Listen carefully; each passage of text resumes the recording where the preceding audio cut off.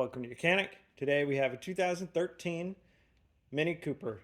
And on this vehicle, I'm going to show you where and how you add your brake fluid in this vehicle.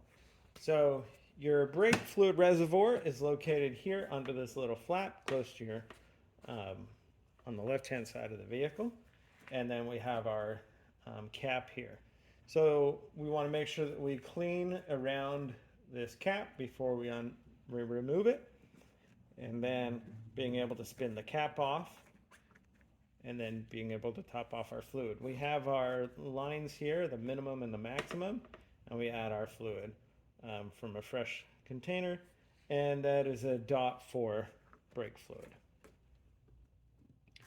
Now, this is a closed system, so as it will go down as your brakes get worn, and then as you replace your brakes, it'll come back up, so it should stay in there. If you have to constantly add fluid to this, you're going to need to find where it's leaking, whether it's out of a caliper or something, or a brake line itself. And we also never want it to go below the minimum because we don't want air in the line.